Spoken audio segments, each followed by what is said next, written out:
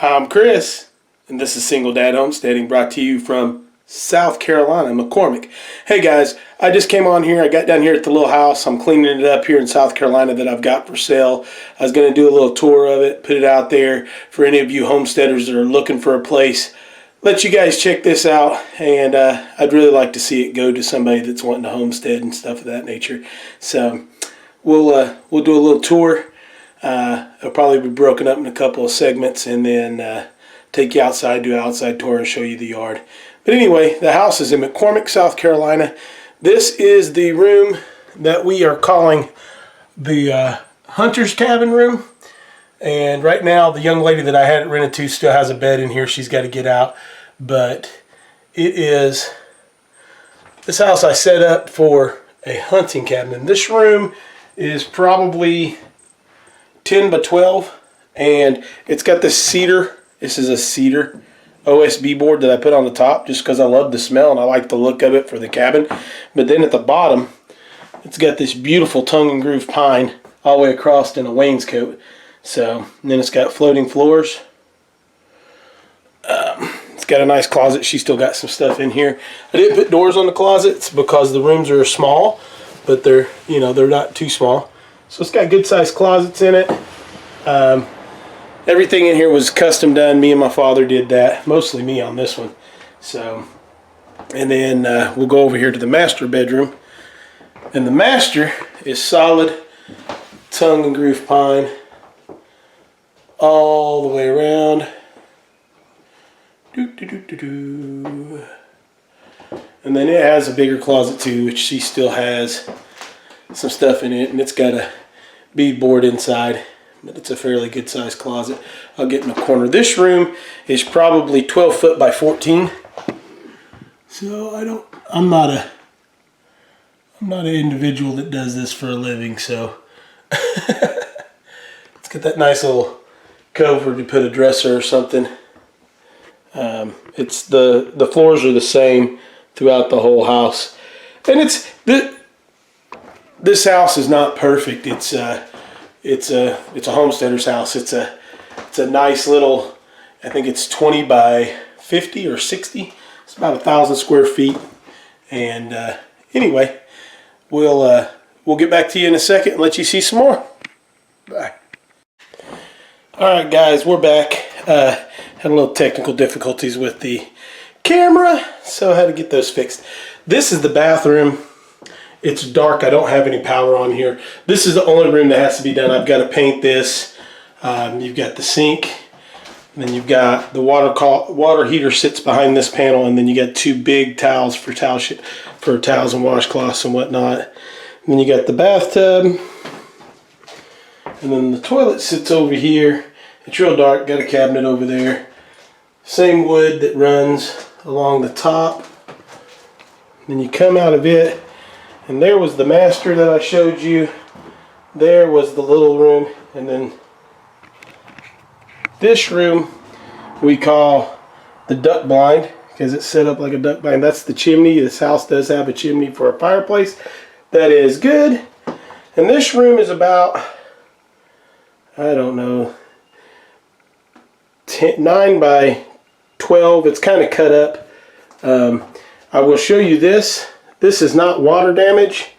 I had a gentleman put this room in for me, and if you notice, this has got a green tint to it. This is waterproof sheetrock that supposedly goes into a bathroom, and he put it up the wrong way, and that green side paint won't stick to. So that will be replaced. I'm coming back down next week to do some stuff. Another big closet. And then, like I said, you can see here too, it just won't stick to it. So I'm putting wood like that. And that bedroom is what I'm going to do. And then we come in, and then this is the big living room. The living room's probably 12 or 13 feet wide. And I would say 18 feet long. It, once again, is all tongue and groove. Big, large doorways. It does have propane heat. It needs a tank. I use a 100-gallon tank, but that little heater will heat this entire house during the middle of the winter. Right above it is the place if you wanted to go with wood heat. But you have plenty. Arched doorway. And this house has a dining room. Come into the dining room, and all these walls are 3/4 inch plywood, and they're all trimmed out. This room is probably, I would think, 12 by 12. 2 big windows. And then into the kitchen, which is open. It's kind of an L. Comes with the refrigerator. A mounted microwave that I've never mounted. Tile. The countertops. Plenty of cabinets. They're older cabinets, but they are solid wood. Back door. We'll go outside in a minute. More cabinet and counter space. And then porcelain sinks. Comes with the stove. I have to get the little trays to go in here. The young lady was here before. Didn't do a real good job on that one. So, with that being said, trying to close the shade as I camera work. We'll go outside now. This is going to make a big difference in the light, so sorry for that. And it's got a 10 foot by 10 foot decking. This is the outside of the house. Let's back up here. We can see it's got a little porch on the front. Once again, like I said, I think the house is 20 by 60, 20 by 50. Chimney is in good shape. You have this little tree in the front yard. Those huge pine trees all the way around. This is a mature muscadine vine that's grown up in this tree. It produces well. And speaking of well, it does have a well, and it is on city water as well. This is the one downfall, which isn't bad. They take care of the yard and stuff. This little house belonged to an older lady, and her family won't sell the property right now. That is a possibility later. But this property line runs directly down right behind that power pole, and we'll walk it and then come back on the house. So I did not take out this bush right here beside the house because there's a pretty bush in there. I'm going to come back with some pruners and stuff and get it done. But the roof on the house is in good shape. I had a big briar patch about it. It's been 6 or 7 months since I've been down, guys, so you can see how the yard's grown up. And I've got out here yesterday and whacked on this as much as I could. Actually, we'll stop here. Right here at this back door, I'm coming down next week and going to put an 8x8 back deck on that. It will not be covered, but there will be an 8x8 deck go in there. The yard is huge. It's 0.94 of an acre. But if we walk straight down here, I'll walk you down the property line. Kind of cuts right down with this telephone at an angle, that telephone pole. And as you can tell, it's just grown up. And I apologize for that, but it'll be cleaned up here shortly. But the property line actually goes all the way back into the woods here to that red ribbon. Runs all the way down through the woods. And I am not walking through that and getting eat up by chiggers. So we will walk around and look. This is a pear tree that I planted 10 years ago that is doing awesome. I have a peach tree over here that's doing pretty good too. We'll walk through the yard and get there. That's the peach tree. Need to trim out that big pine, and that big pine tree needs to go. It's died. I think it got hit by lightning. So we'll walk the road here and I'll show you the property line on this side. Come back to the front. Talk to you a little bit more and see what's going on. So property line actually runs right on the other side of the road, straight down into that corner. But it is, the pin is right up here.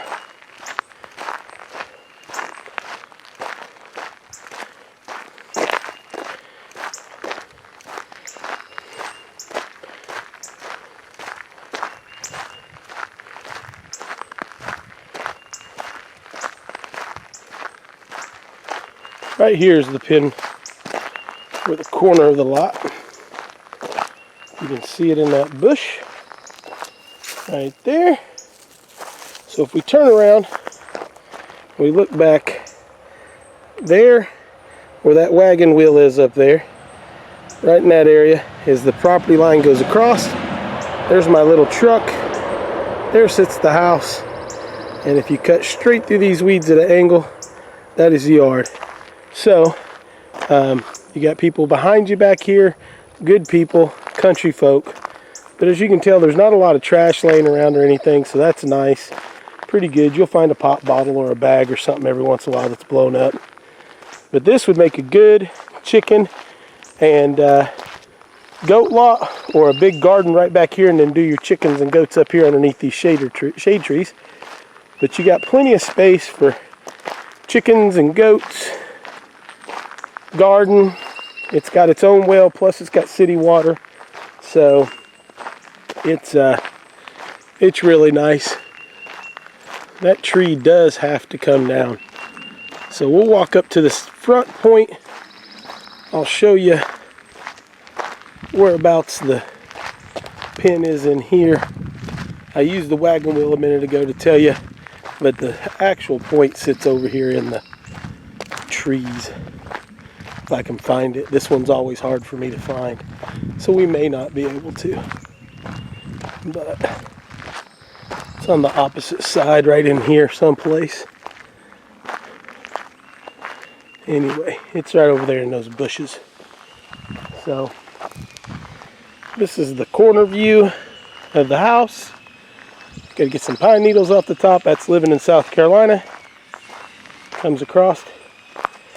This 6 acres from the road all the way back to that back trailer back there belongs to my dad's old business partner. I call him Uncle Mike.